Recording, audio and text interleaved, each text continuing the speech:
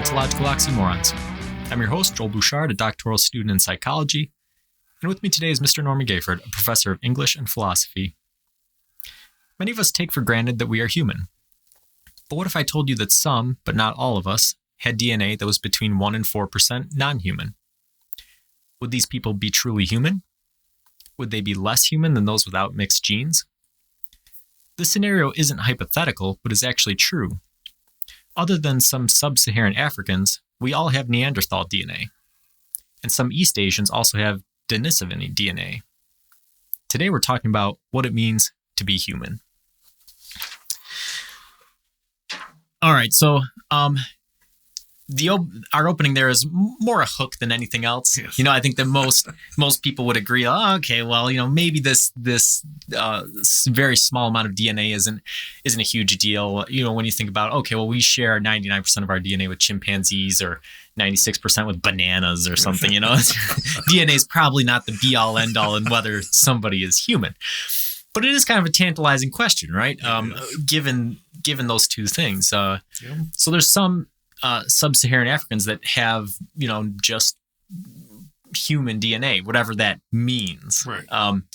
But then people from the rest of the world have Neanderthal DNA mixed in, and some people have Denisovan DNA, which Denisovans were humanoids that were smaller and were, you know, mostly on East Asia. Mm-hmm. And you know, these two hominids were distinctly not human, you know, related to humans for sure, but they weren't human. So when you think about that, like, oh, okay. So I have DNA, I have genes inside of me that affect things, like whether I like napping during the day or whether I'm a sprinter versus a long distance runner. Mm-hmm. So these things have a tangible effect on my experience of the world and things. And they come from a non-human source. It's sort of a wild thing to think about. It is. It absolutely. Yeah, it's a good hook. We think we know what we mean when we say human, but yeah, go ahead. that's our trope in the whole episode, right? Is we always think we know what it means when we say something, and we always find out that we really don't. So we'll mix it up this time. Rather than going with sort of the essence and then talking about formative and speculative, we're going to start with the formative questions. So when did philosophers begin critically thinking about what a human is? Well, I think arguably when language developed, because if you look at Western philosophy, we go back to the pre-Socratics and then Aristotle, Plato, all the way up through until now. You know, one of the people that we have had a really fun association with was Jennifer and Gosenti Ferenczi, and she writes about the connection of existentialism and art in making us human. Almost everyone talks about it. In philosophical terms in one way or the other, whether it's a human condition or what defines humanity or what defines the individual human or other characteristics, and that spills into the sciences. So there are scientific journals that publish articles about what constitutes a human being. And they're rife. They're plentiful out there. So it's constantly fascinating to us. It's a collective staring into our own navel. What makes us different than everything else? Yeah, and I think that's it's interesting when you think about it that way, because what you realize is that, like you just said, almost all of human endeavors are focused around that idea of what it means to be human. And even things that seem sort of unrelated, right? If you look at like astrophysics or something, you quickly realize like, oh, okay, well, these mathematical concepts or these observations of things far away, like we construct some kind of meaning of them, but it's all based off of this sort of anthropocentric viewpoint, right? We say, okay, well, how does what's out there relate to us? Yep. And when you zoom out that far, you sort of have to remove the human element from it and say, well, guess what? The world doesn't revolve around us. So what the universe is telling us is this, regardless of whether or not it makes sense to a human brain, or how it affects it. However else one construed or felt about or responded to the old movie Alien. The fact of its brilliance for me, aside from the cinematography and so on, is that in science fiction, aliens are often presented, but in written science fiction, of course, it's much easier to do aliens, but it's really difficult to conceive of a completely alien unless you're a scientist writing science fiction. But it's happened very well. But that's the first time in film, I think, where this doesn't think like us. It doesn't act like it doesn't care. It's a force in the universe. Yeah. Yeah. And that's what it kind of touches on what we were talking about last week a little bit when we were talking about, like basically survival, right? And we were talking about how, some people have an ethical aversion to eating animals because they believe animals have a subjective experience like we do. And that's a perfectly rational line of thinking.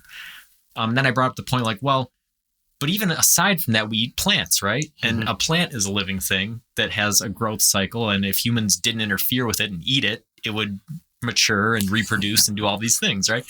So life as a whole is sustained by consuming other life. Yeah.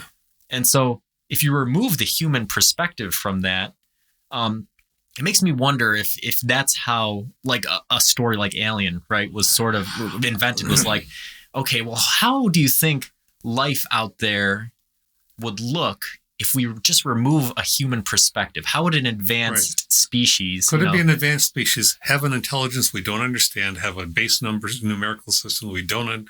It might be related to the things we know, but what if it's based on helium instead of carbon, and so on and so on?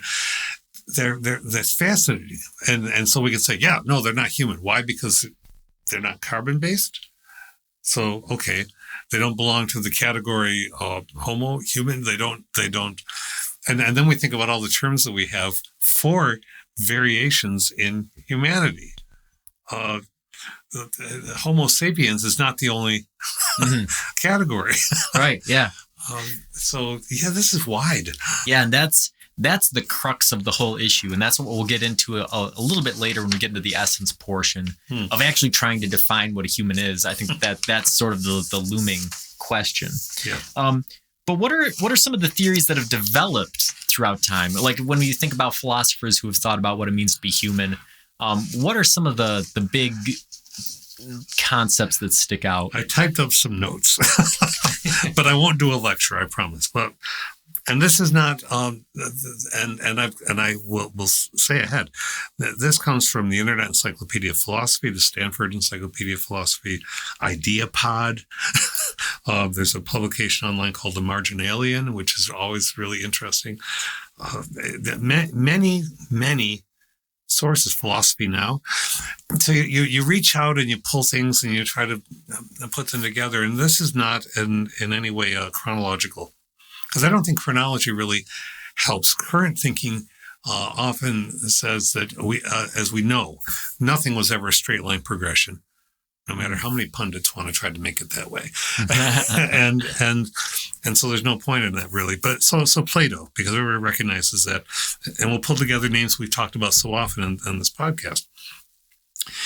Plato wrote, "For all good and evil, whether in the body or in human nature, originates in the soul."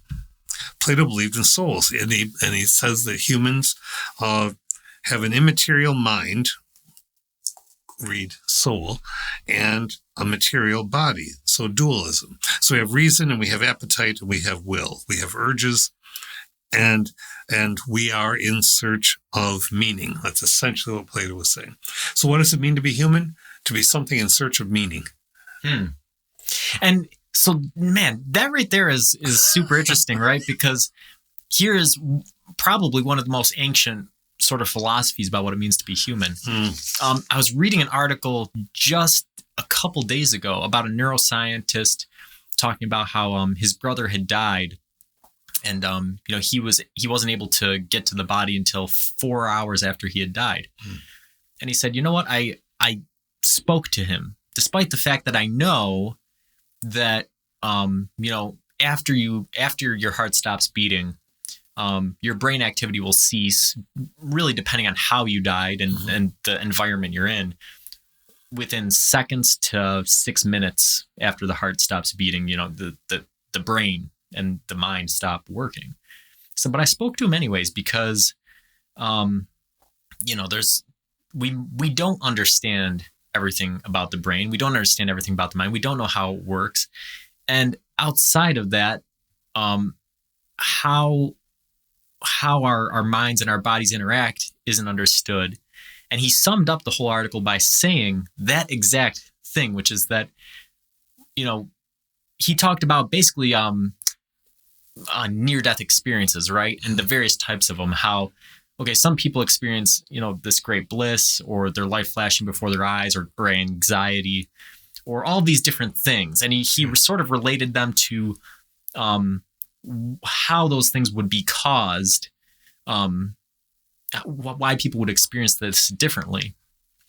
And the way he tied it up in the end was that essentially he thinks that the reason there are near-death experiences and the reason people experience them differently is because humans are designed to try to understand things. And in the last moments of life, it's a last-ditch effort to try to understand what it's all been about.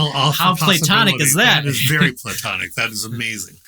And I think that it's well rendered, because even if we go with the Richard Dawkins and the neurologists and say it's all just in our heads, literally, okay, our bodies, we're still working at it. Right. Yeah. And that's terrific. And of course, we're going to have our own, depending on our senses. It's a phenomenological issue. Right. Excellent. That's wonderful. All right. So now let's hop forward to, watch out. Here's a name that people think is bad. Karl Marx says, all history is nothing but a continuous transformation of human nature. Human nature is hugely shaped by our history. He believed that the way we view things, morality, constructs that are social, the fulfillment of needs, is always historically contingent, just as our society is. So to be human is to be an inextricable part of a society, which is constantly in change and which tries to assert certain things as absolute and given when they're not necessarily so. And again, very fascinating, right? Because we come up with, I love coming up with the philosophical thought experiments on this show, right? Where when we're examining a topic and we're really trying to get at the essence of what it is, especially when it relates to human behavior, I always say, right, well, what if we had a person that grew up in a room and never experienced another person, and then we introduced them to this variable that we're talking about, right? How would they react? Yeah. And what Marx is saying is that person wouldn't really be human, right? You have this historical context. You're born into this historical context. You're born into this society. And the interaction of those variables are what make you human. And that's an interesting thought, right? Because humans aren't born in isolation, right? If you're born, you have a mother and you have a father, and there's a very good chance that they're part of a culture and a society and a history and a community. And so, and if you don't, and you are born and you're raised by a grandparent, a sister, a brother, so, and that goes to the heart of, because Marx also talked about human nature as if it's a given, and this is always a debate too. Is there such a thing as human nature? But in what you just said with the thought experiment, this is precisely what should blow away the constant assertion of the monoconstruct of one mother, one father, and that is the only definition of family. Says who?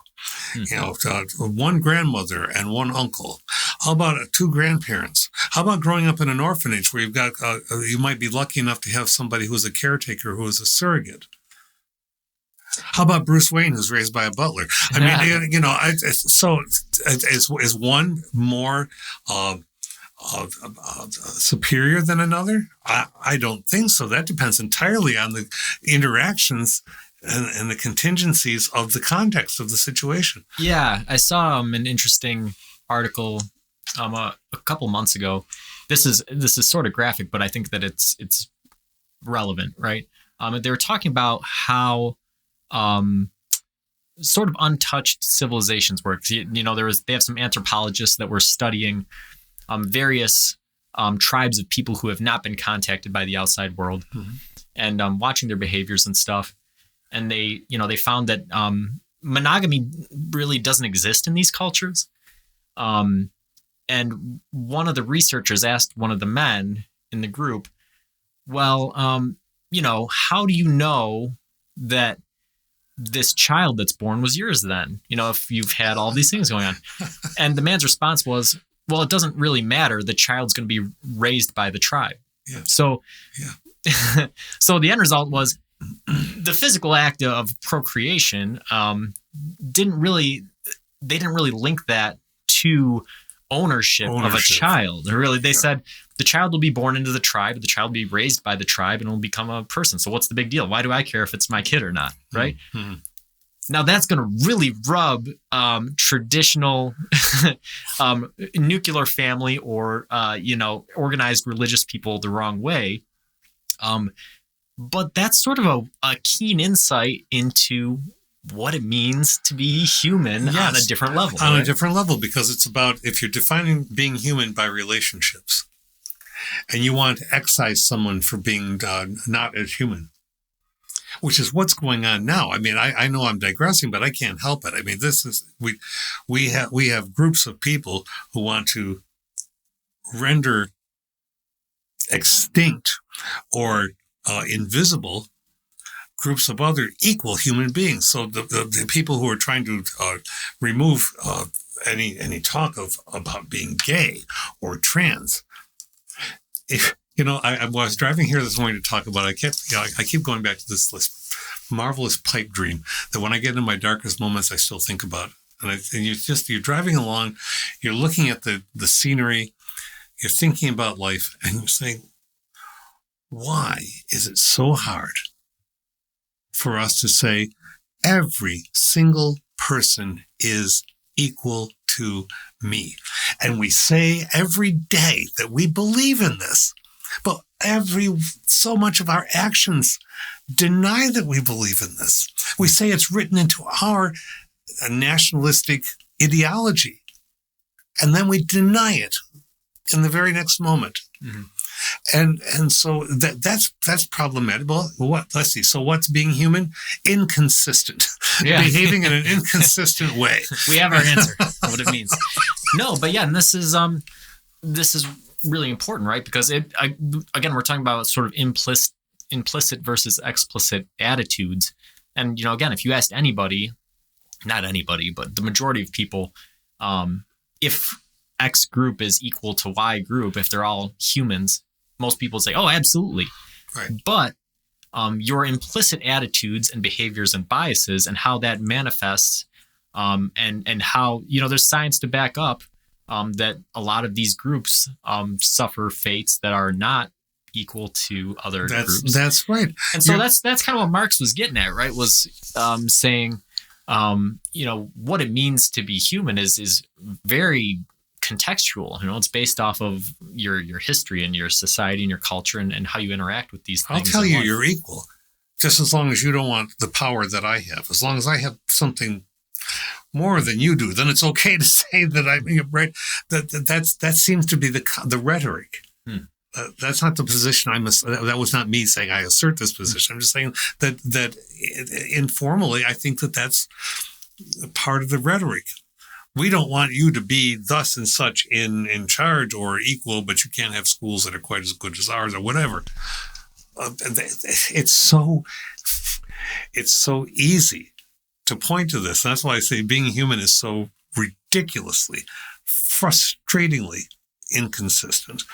David Hume, empiricist. He said, all that belongs to human understanding, deep ignorance and obscurity, all that belongs to it is to be skeptical, or at least cautious. Humans are cautious. Much less of any hypothesis which is supported by no appearance of probability. We need to be cautious, says Hume. So there's a characteristic. So we're inconsistent. We're cautious. We're beings who are shaped by our societies. We're getting there. Yeah, yeah.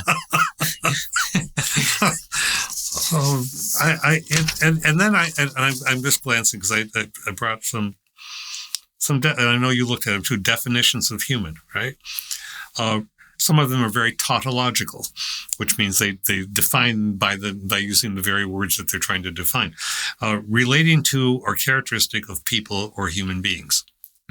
The human body, of or characteristic of people as opposed to God or animals or machines, especially in being susceptible to weaknesses. Now that's a fascinating definition. Isn't that? That's a really good one.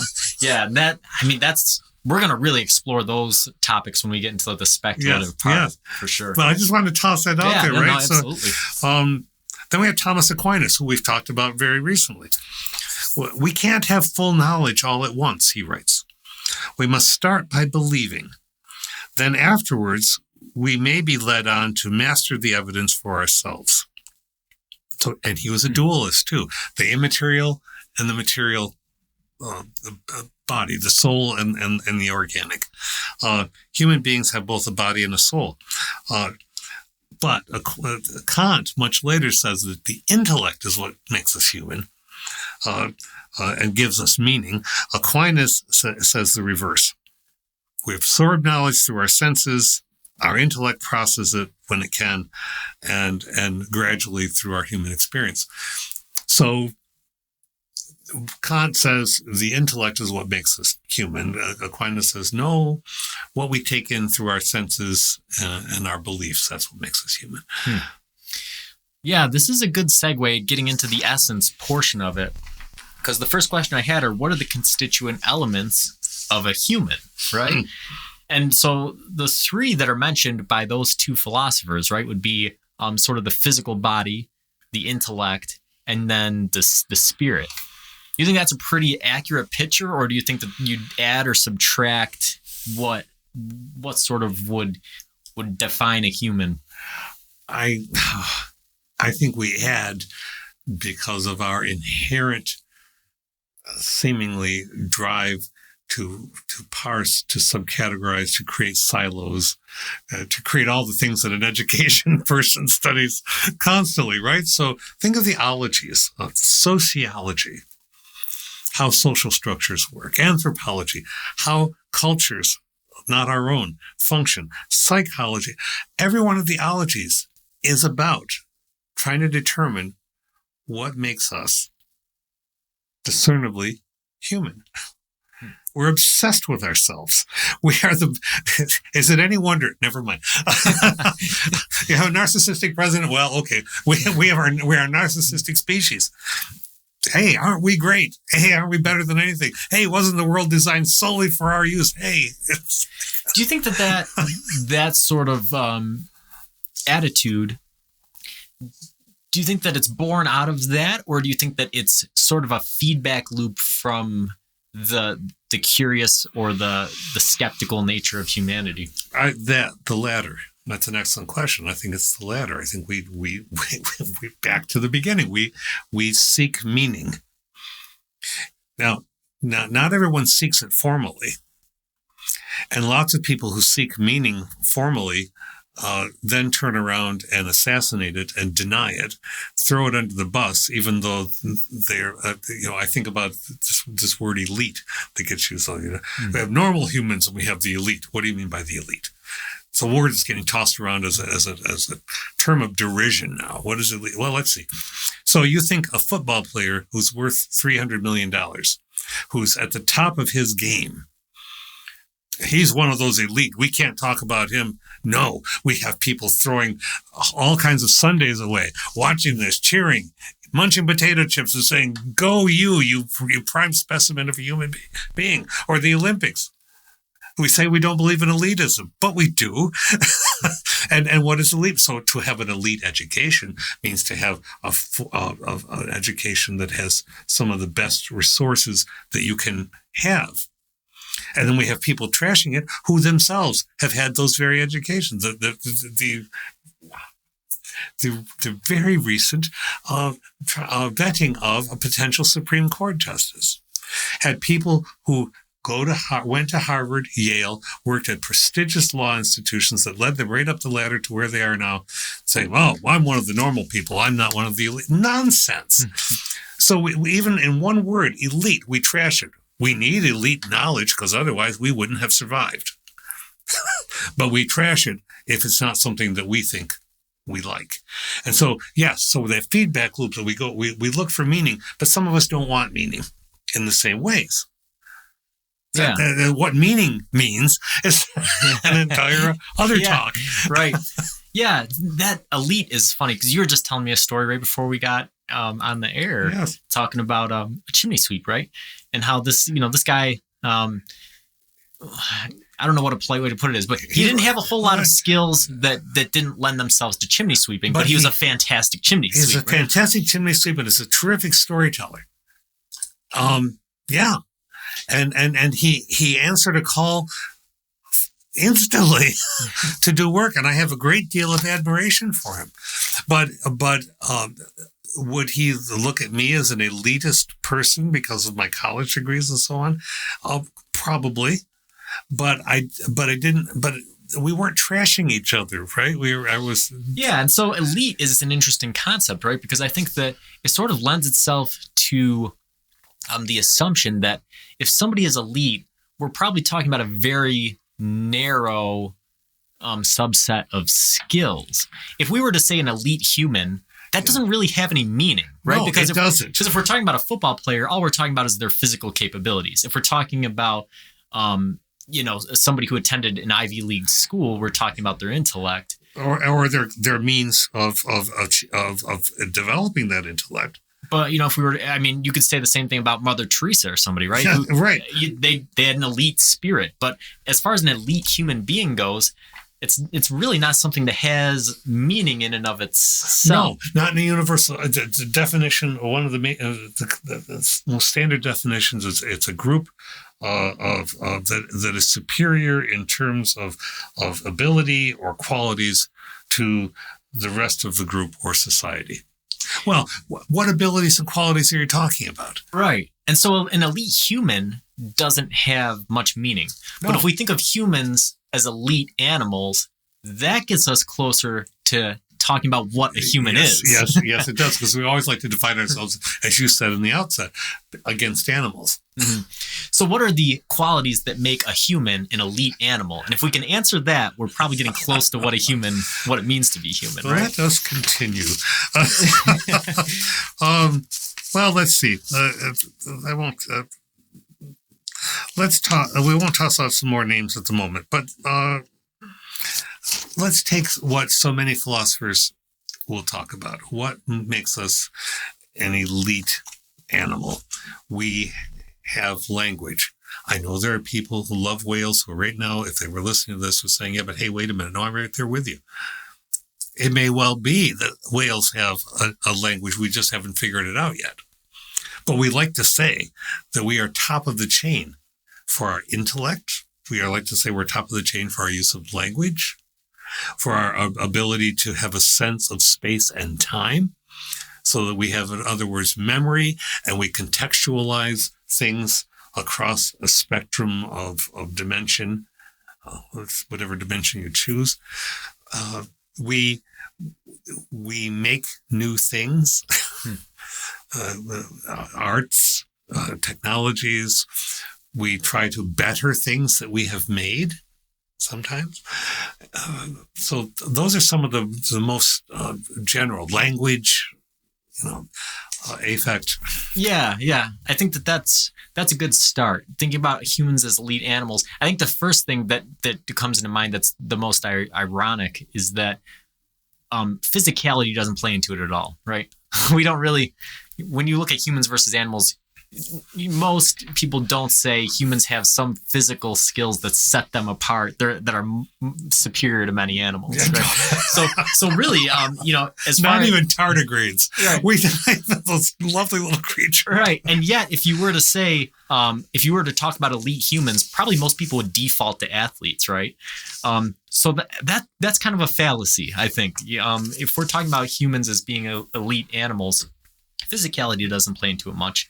A lot of it does revolve around intellect. And like you said, and this is something that I discussed with Keelan Cooper a couple weeks ago, was that, again, we run into this issue of the anthropocentric feedback loop, right?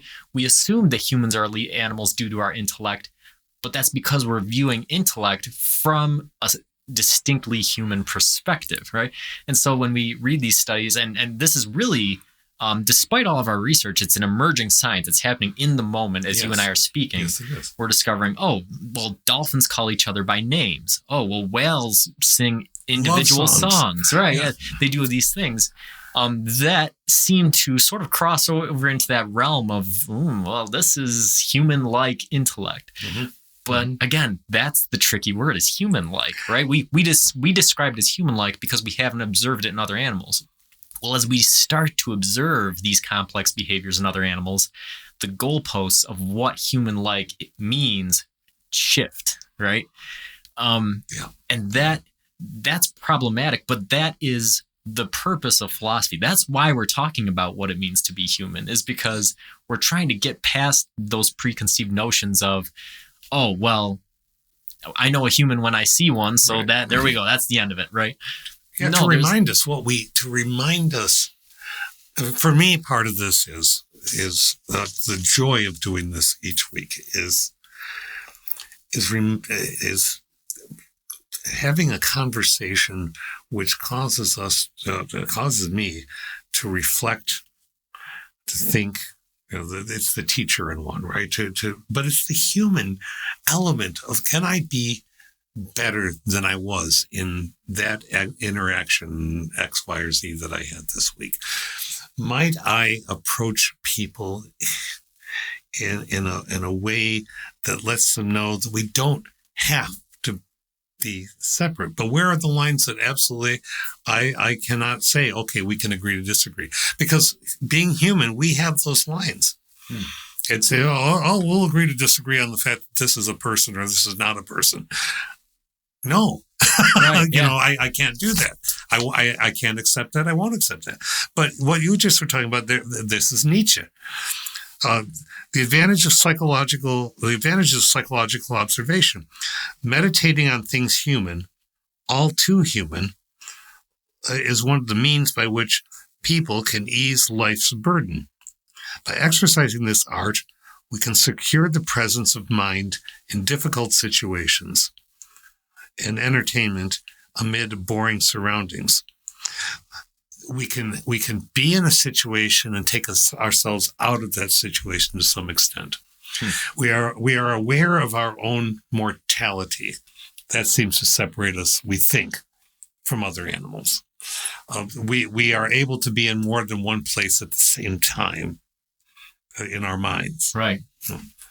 Yeah. No, that's a huge, and again, this is going to play heavily into the speculative portion of the podcast. So I'm excited to get there. Okay. Does one of these elements hold greater sway? Do you think there's something that really, one part of a constituent element of being human that really sets us apart from animals or machines or God, like that definition of human said, right?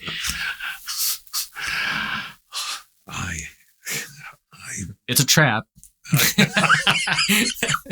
I have sensed this in our relationship over the years. Do I think that there's one thing that sets us apart from all those other things? We build machines.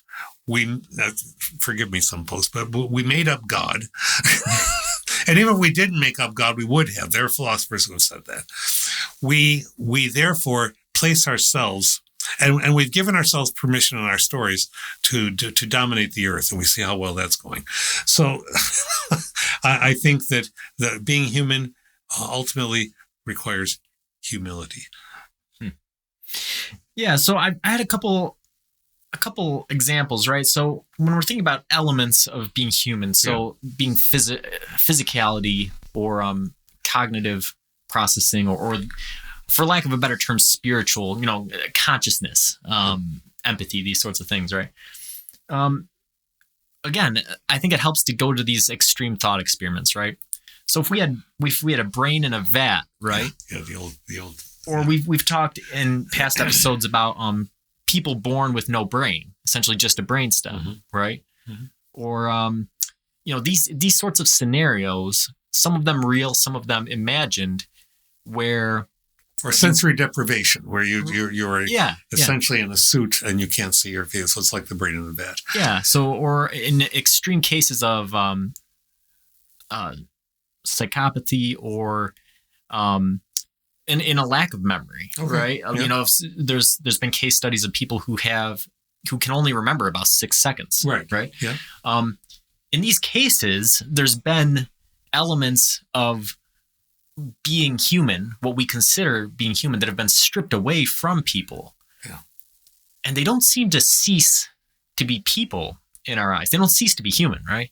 But these are all major cornerstones of what we talked about so far. The physicality. If you had a brain in a vat, and let's say you could hook up to it via a computer or something, and you could interact with it, would that still be a human, right? Well, that of course, that's the science fictional question. What Time magazine had a few years ago, that if we survived the planetary shift, that we might be able to upload our consciousness within 50 years. We don't even know what our consciousness is yet. We're going to upload it into a machine. Right. Is that consciousness the person? Is that person in the machine? Is the ghost in the machine? In the machine, and, and does that make it not human? I think we want to say no, that's still human. Why? Because of consciousness.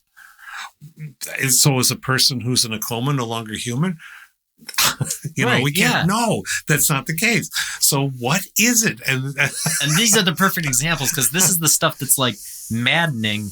But it's I live for it on this show, because it gets to the heart of the question, right? It does. A really fascinating one I saw, and I'm not sure if this guy's still out there, but there's some mad scientist out there who wants to be the first guy to perform a head transplant. Oh, yes. If you have somebody who's a quadriplegic, right? Yeah. Basically slicing their head off and putting it onto a different body, right? So at that point, who is that person? And that gets into personhood more than humanity, but there is an interaction, right? But it doesn't get into personhood more than humanity necessarily, because we've got literature that addresses that, and it's called Frankenstein. Yeah. Okay.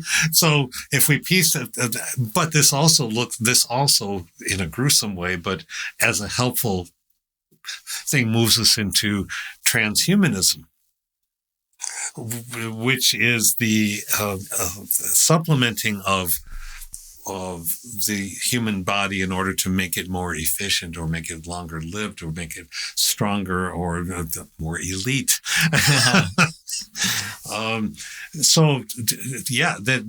That gruesome model that you just said, that's the ship of Theseus again. Yeah. Who am I if my head is transplanted onto somebody else? Interesting. We would probably say that I'm the consciousness that has been transferred onto that person who is no longer a person because they don't have a head. So now we're back to the brain in the vat again. Is it possible to say that a person was a human, but now that they no longer have a physically present structure to hold the brain, and there's no brain? Well, they were human.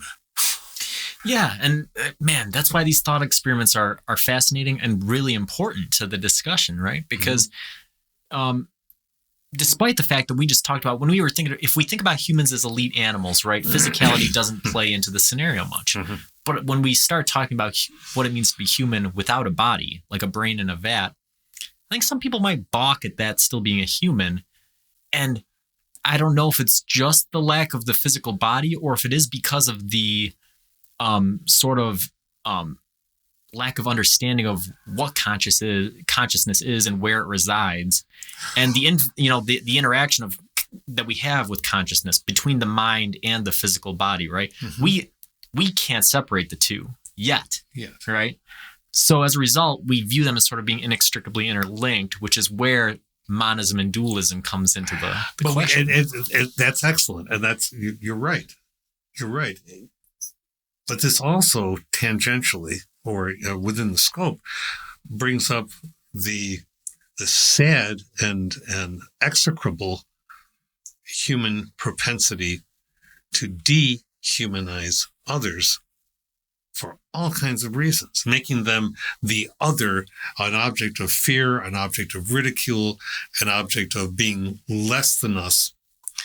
And that goes back to some of the things I said earlier. You if you want to take any group of people, I'm thinking that this is very specific, but I'm thinking of the horrors that are going on in the Ukraine as we record this, and one feels for that, and people trying to figure out what to do, and we talked a little bit about that last week, and yet on the borders of Ukraine, there are Ukrainian border guards who have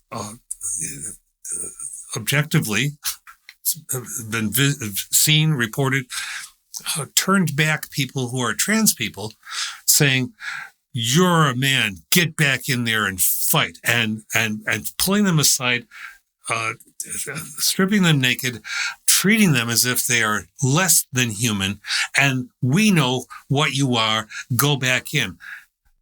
Now, that's the ugly side of it. It's not that any one group of people, no group of people is heroified or should be as all being of the same motivation or the same capacity to empathize. No, there are execrable, villainous, vile activities that every group of human beings do. Yeah. So I guess being vile is part of being human too. Yeah, let's extrapolate that to our thought experiment some, right? So we've talked about the brain in the vat and whether or not that brain is still human, right? That's an interesting thought. The next one was we've talked about people with I think hydroencephaly, is that what it's called, where they're born with no brain, just the brain stem. And most of them die in as infants, but there's been cases of them living to be 19 years old or so. And I think that most people they're not going to say these people aren't human, right? What you were just talking about is sort of plays into our third one. So that first one tests physicality. Mm-hmm. That second one tests mental acuity. Mm-hmm. This third one sort of tests that spirituality, or for lack of a better term, I guess I'll just stick with that, spirituality, right?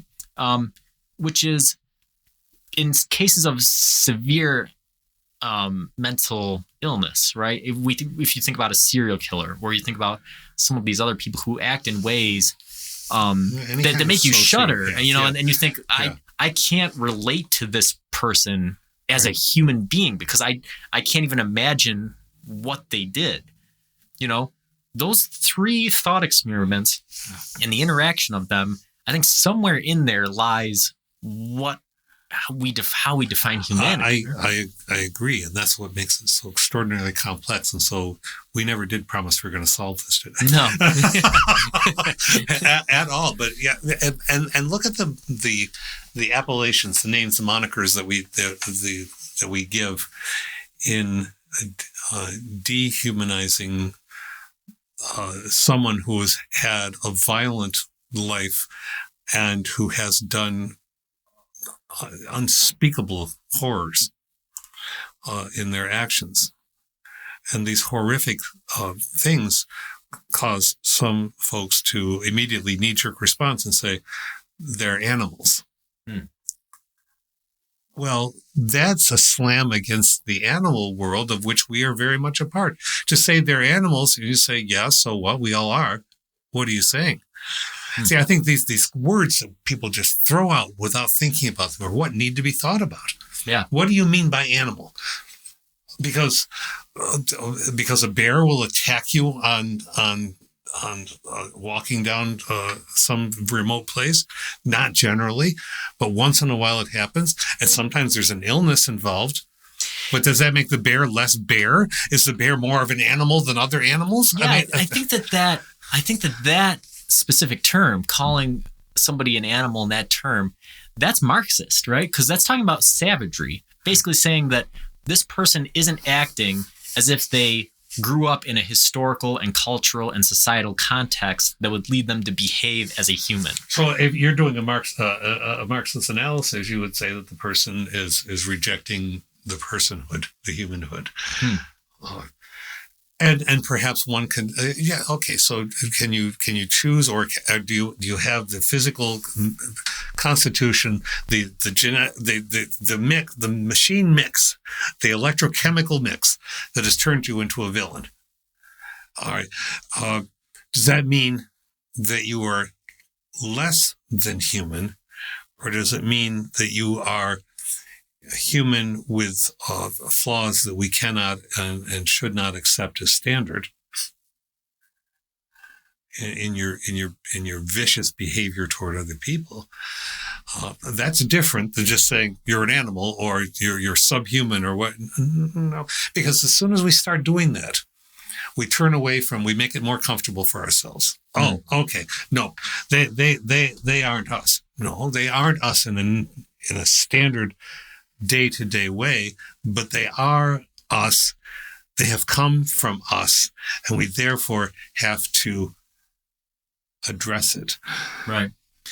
Yeah. So, I think that, again, the purpose of this show is not to answer questions, but just to raise issues and then to have people think about them. And I think that the thought experiments have established that now people are wrestling with these issues of, well, what does it mean to be human if I'm looking at these three contexts?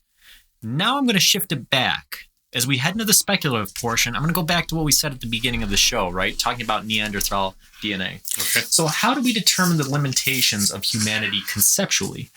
So in those three thought experiments, right? If we go back to the idea of a Neanderthal, we categorize Neanderthals as not being human, right? But we know Neanderthals had physical bodies that were very similar to ours. They had mental capacity that was fairly similar to ours. And they also had community. And we think that they did have a concept of spirituality based off of some of the artifacts that they built and things. So what makes a Neanderthal not human, right? Or conversely, fast forwarding, we rewound into the past. Now we'll fast forward into the future, right? Yeah. With our development of AI and machines and stuff. Again, something I talked with Keelan Cooper about a couple of weeks ago. That was a good conversation. If the ability of robotics and artificial intelligence to mesh does get to a science fiction type level, where these things do start to have some kind of subjective experience that is in terms relatable to how we experience the world as humans, what stops them from being humans? So conceptually, where do we draw these lines looking at our, Neanderthals or AI robotics? Where do we start with that? For me, it starts with, and thinking about our talk this week has taken me there. Lots of things have taken me there. It starts with why I don't have the answer to this. It's certainly not a complete one by any stretch, but for me, the starting question is, why do we feel the constant need to define ourselves against everything else? In one sense, to me, it seems like a species-based sense of inadequacy. When bullies bully, that's usually because they perceive themselves as inadequate, and so they make a whole bunch more noise and cause a bunch more harm, and it's certainly not a light thing. But we know psychologically that that's often the case. They're making up for something, whatever that happens to be. And to me, especially when you get into the AI part or the Neanderthal part, is, well, across the very complex timeline of evolution, something else happened and humans bumped up from, I say up. How dare I say up? We go up the ladder. We go up the chain. We rise. It's all so damn capitalistic. We just, we can't just go laterally. Why? Well, because we must have gotten better. So somehow humans are better than Neanderthals. How? Do we move faster? We don't take naps. It just boggles me that we feel the need to do this with AI. Well, of course, I'm human and you're just a machine. Just a machine? If a machine has algorithmically so advanced that it can converse with me in a way that I find meaningful, how dare I say that is no longer, it's not human. It's using language. If AI is the place where it's using language creatively, it's making art, which right now there's we talked about that once, an artist who's has a robot who's programmed all the art, as much art, famous art into it as could, but essentially, and now that comes up with new things. Well, the new things are just things that it's seen and put into new places. Well, what's music? But why? It's, for me, the baseline, Joel, is why we feel the need to do this. What does it gain for us? Yeah, and this is a deep-seated question, right? This leads me back to my statistics class, which is essentially statistics is just science, and they say that psychology is a science. Lots of people like to get into psychology because they don't feel they can do the hard science, but they're fooling themselves because it's all the same thing. And at its core, this thing, science has a couple different types of ways of figuring things out. There's descriptive, predictive, and explanatory, right? And those three groups are based off of three different groups of tests and three different types of ways of categorizing. A descriptive test is based off of nominal variables, which is describing differences. A predictive test is based off of ordinal variables, which is now describing, different groups and then ranking the different groups.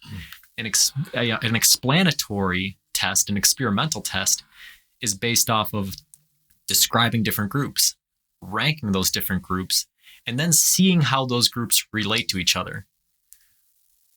What is more human than that? Well, that's exactly what you were just talking about. We have this this urge to categorize things, and then it's not good enough to categorize, right? It's not good enough to say we're different from the animals. No, now we have to rank.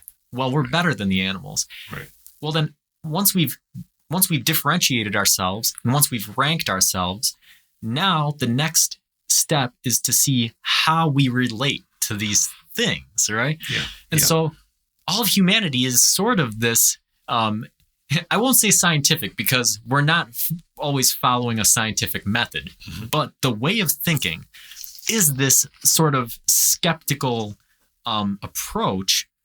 But it almost makes you wonder the approach in itself, right? This need to categorize, this need to rank, and then this need to look at the interactions between the ranks.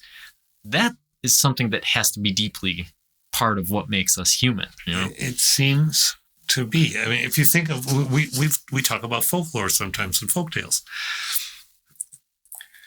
Across the planet, from so many different cultures. I will not say all cultures because I have not experienced all cultures, but many folkloric traditions in their creation stories start by calling themselves the people.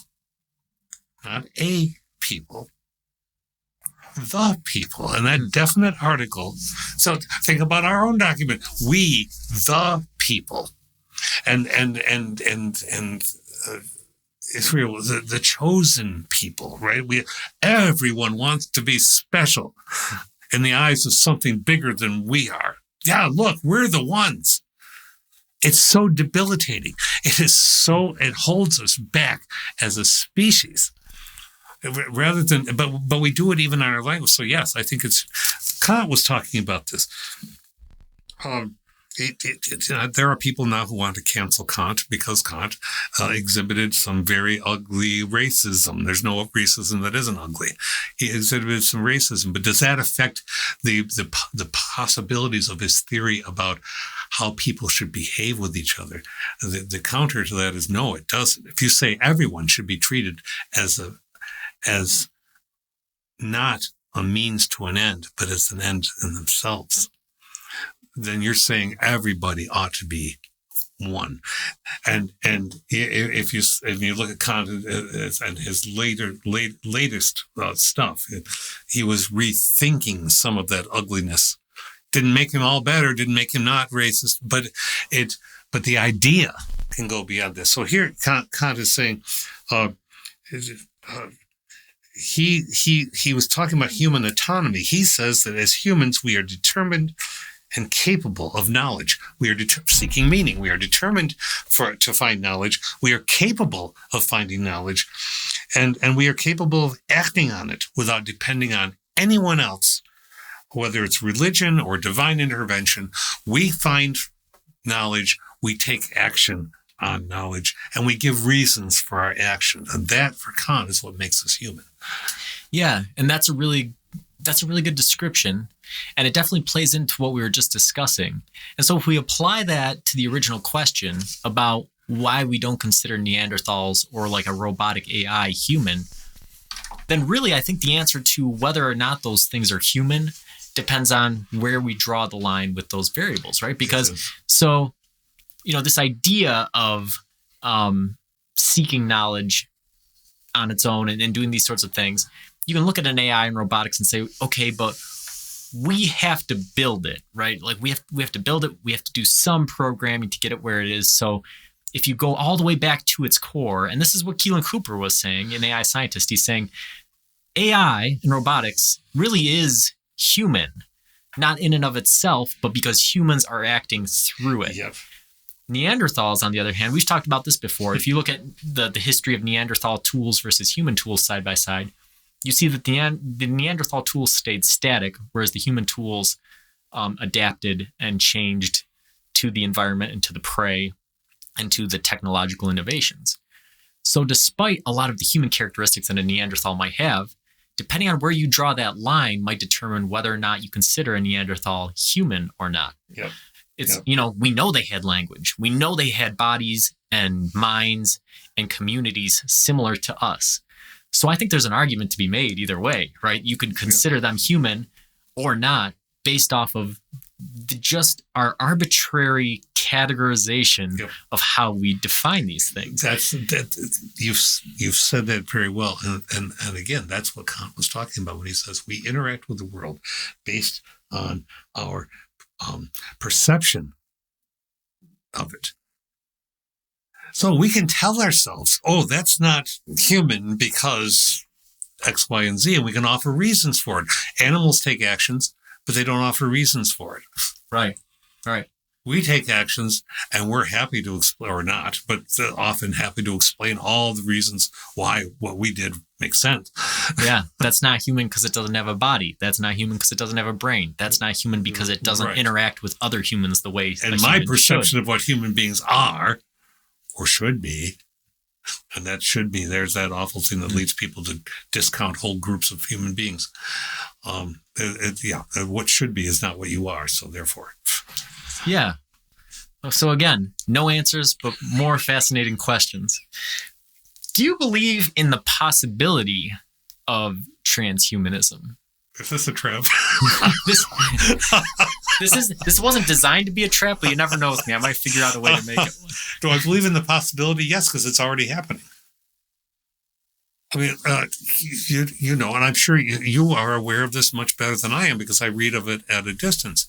The prosthetics that are available now, the bionic prosthetics for people who have lost a limb, are incredible compared to 30 years ago. Mm-hmm.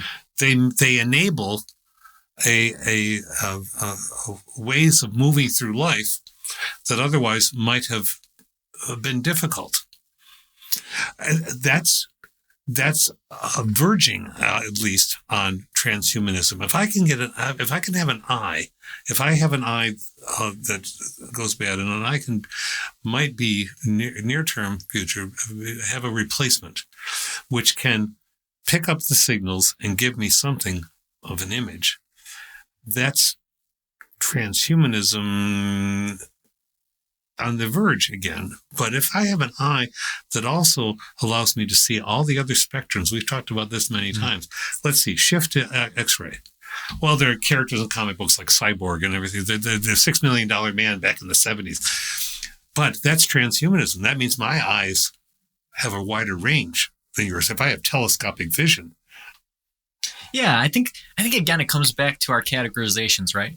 because there's definitely real world impacts to this. I remember a few years ago they were talking about Special Olympics athletes and how the athletes who did the sprinting, they had no legs and were using the blades, were actually faster than athletes with human legs, right?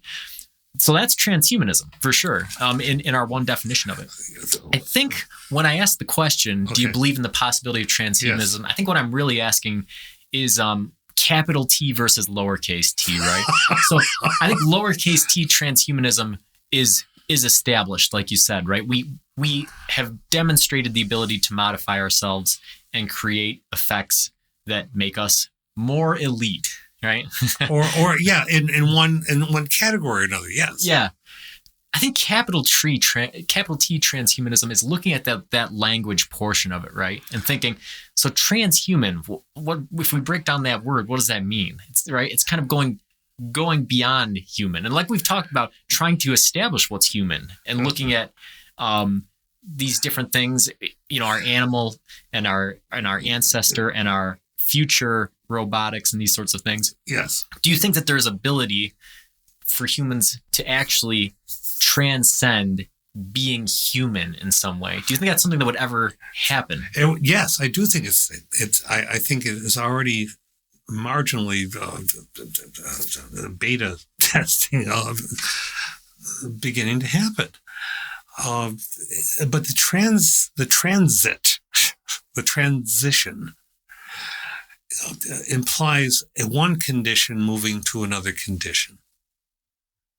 People are scared of that word. No, well, we have transit systems where we move from one place to another all the time. That doesn't bother us. How come a human being can't move from one place and condition to another? Why does that put us off so much?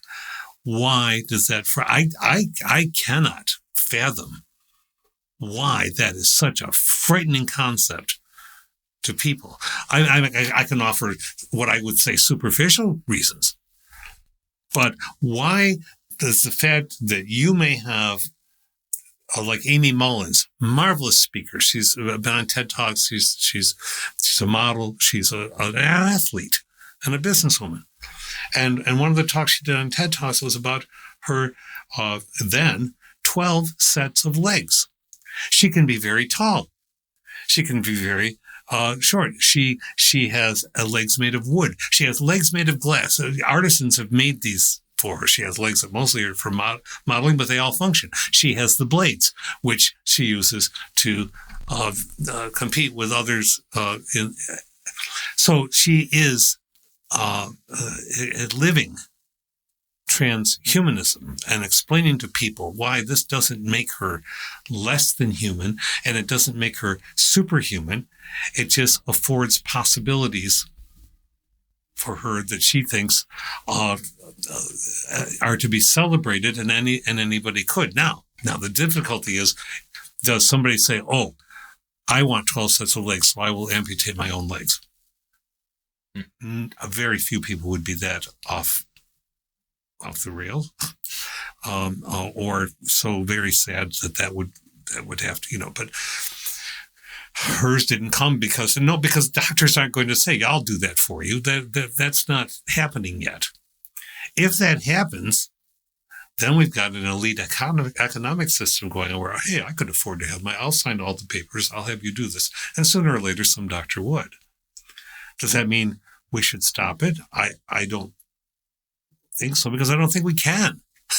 Yeah, I think that the big thing, and again, this is what when I was asking Keelan Cooper about AI and sort of consciousness, one of the big things that he was saying was the reason AI wasn't conscious is because it doesn't have a sense of time or context, really. Mm-hmm.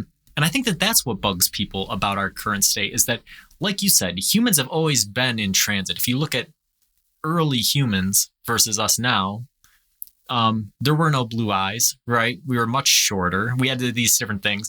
So, humans have been evolving and transiting over time. The difference is modern technology now allows us to do things much quicker. I still think that this is lower T transhumanism, though. I think I'm probably not describing it good. I think upper T transhumanism is actually is moving beyond being human. Right? Okay, here's the capital T definition from philosophy site.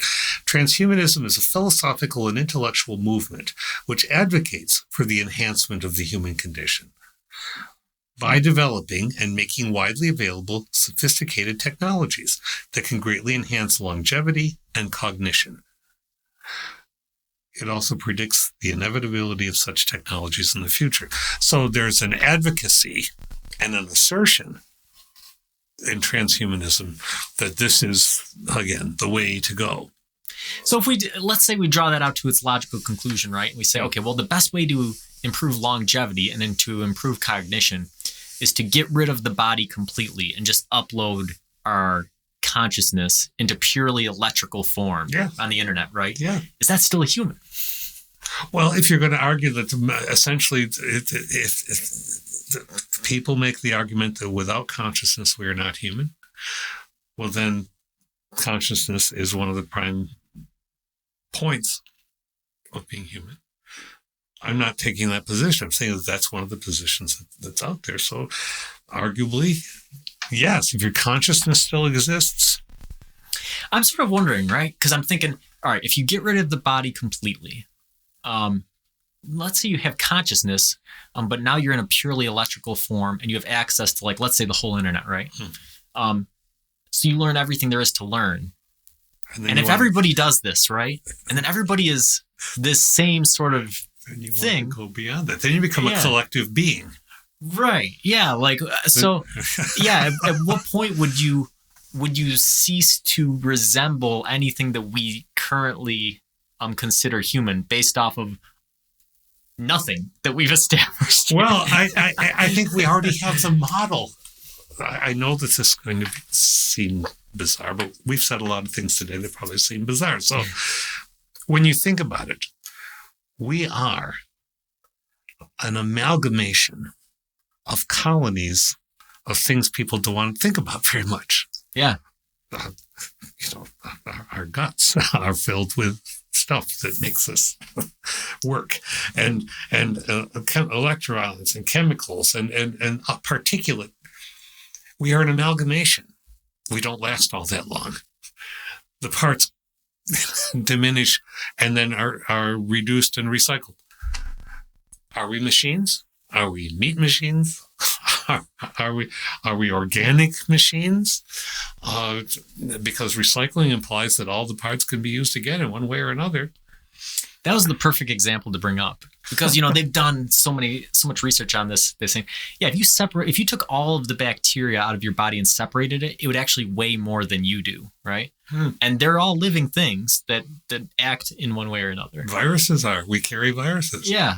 And so, so again, we're getting into a different part of what it means to be human. I'm not arguing that bacteria is human. No. But if we can't function without it, right? Right. It's an integral part of us.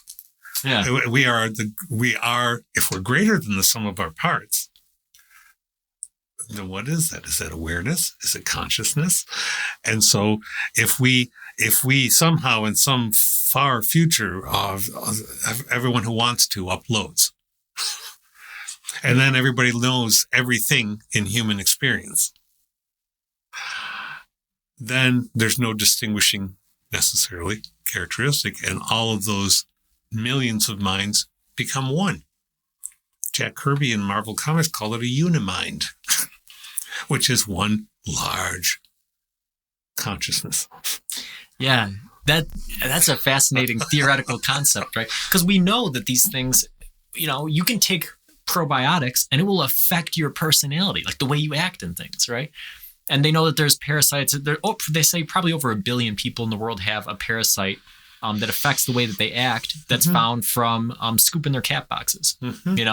So these microscopic organisms that live in us do play a part in our cognition and our consciousness and our personality.